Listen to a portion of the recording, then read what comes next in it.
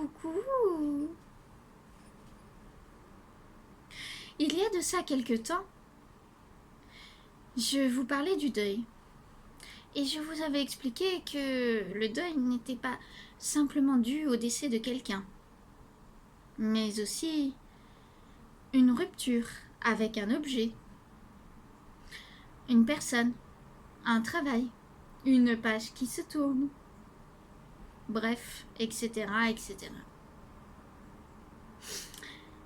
Et là, je voudrais revenir justement sur cette page qui se tourne.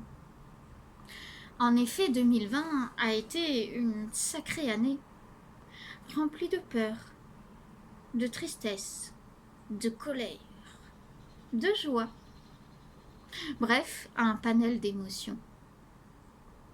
D'ailleurs, certains corps, et je sais que certains vont comprendre, ont fait un yo-yo émotionnel très important. Mais je ne reviendrai pas sur le comment nous en sommes arrivés là, pourquoi, par qui, ce qui a été dit, cru, pensé. Je ne suis absolument pas là pour ça. Mais il est très important de se rendre compte que tout au long de l'année, nous avons vécu diverses émotions.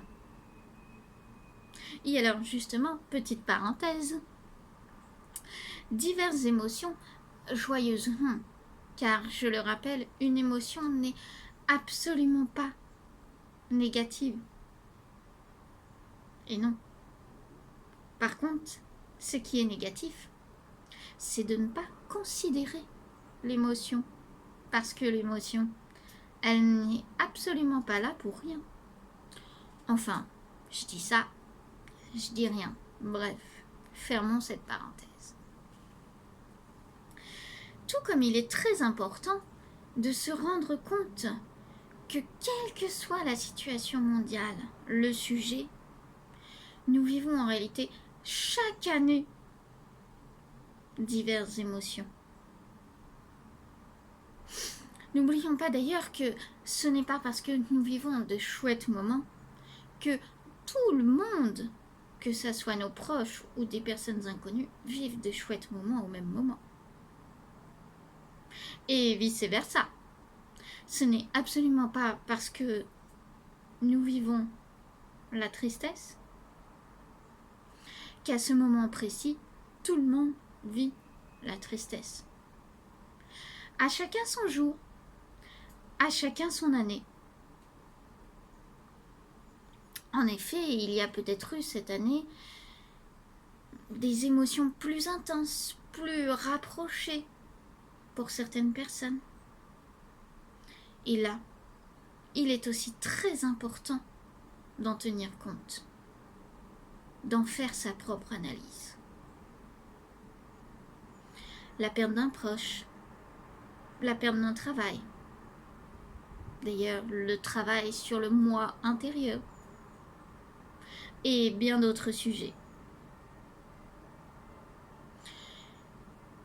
En somme, il est important de faire son propre bilan de son année.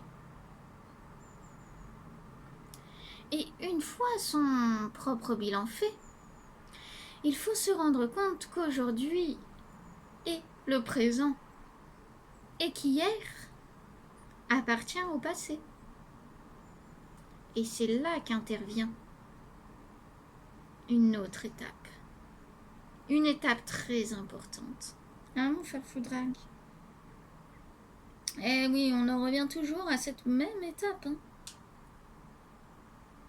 Eh oui. L'étape du deuil.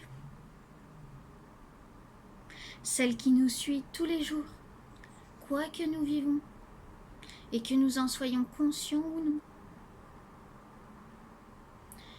Ce mot que tant de personnes ont tant de mal à prononcer. Finalement, c'est un des mots les plus importants.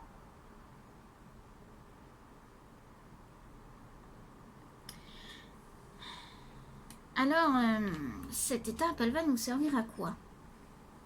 Non pas à faire disparaître tous nos problèmes. Sinon, ça se serait, et je ne serais pas là en train de vous parler. Non, non. Cette étape, elle va nous permettre d'apaiser chacune de nos émotions, d'engendrer tout un travail sur le soi intérieur, au plus profond de nous. Elle va nous permettre de vivre ce qui se passe aujourd'hui, dans notre présent.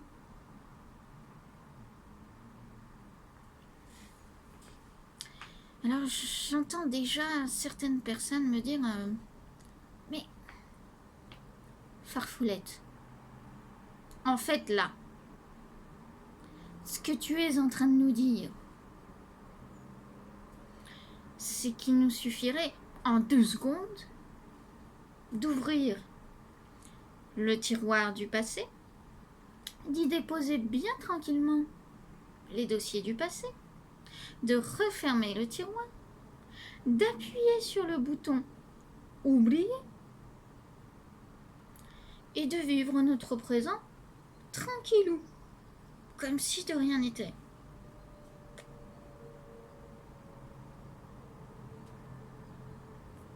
Étrange. D'ailleurs, Farfoulette, on a parlé du présent, on a parlé du passé, mais notre futur, on en parle ou bien? Attention, évidemment que je ne suis absolument pas en train de vous dire que tout va disparaître en 2 secondes. Sinon, là encore, ça serait. Je ne suis pas du tout en train de vous dire aussi que le passé est à oublier. Bien au contraire. Mais si je devais vous expliquer millimètre par millimètre chaque étape que tout cela a engendré, ce ne serait plus une vidéo, mais un roman, voire un pavé. Et il est bien évident que le passé ne s'oublie pas. Le passé, il nous sert pour mieux apprendre de nos leçons et pour mieux nous aider à nous permettre de vivre le présent. Simplement, au fur et à mesure que nous travaillons sur notre passé, ce fameux tiroir, comme vous dites, du passé, il se fait plus petit pour mieux rester en nous, dans un petit coin, et pour laisser le présent se vivre pleinement.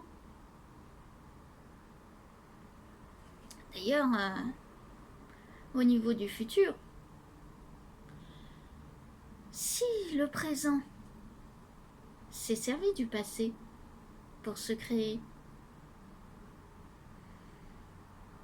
nous pouvons penser que le futur,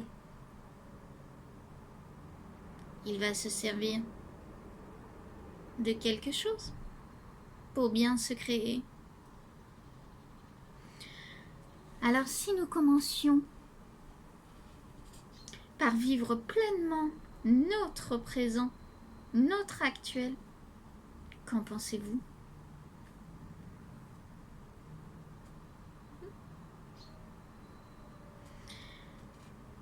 En d'autres termes, faire son analyse de son année 2020, c'est s'autoriser à vivre pleinement le présent, et ce, quoi que l'on vive, quoi qu'il se passe, pour mieux préparer avec sérénité notre année 2021.